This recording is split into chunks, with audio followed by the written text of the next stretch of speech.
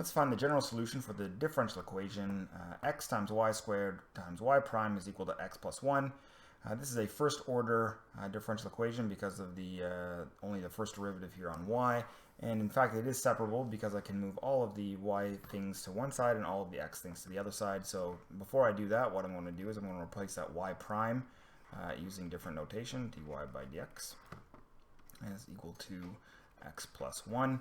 And the reason I do that is because this allows me to pretend as if this derivative is a fraction. Of course it's not, but in this case it's going to behave somewhat like a fraction. So what I'm going to do is I'm going to move all of the x things to the right hand side and keep all the y things on the left hand side. So this becomes y squared times dy.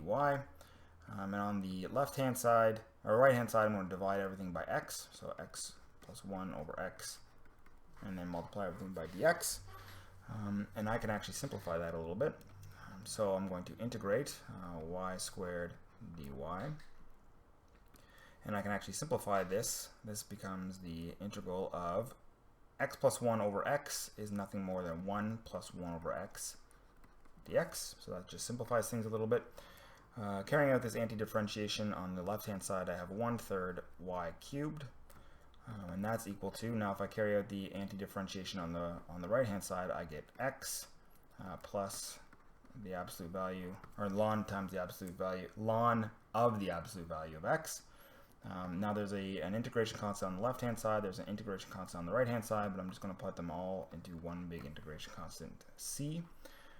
Now I'd like to isolate for y, so I'm going to multiply everything by 3. I go y cubed is equal to 3x plus 3 ln absolute value of x plus 3c. Of course, I could just rewrite this as c again. A lot of textbooks do, but I'm just going to explicitly leave the 3 there.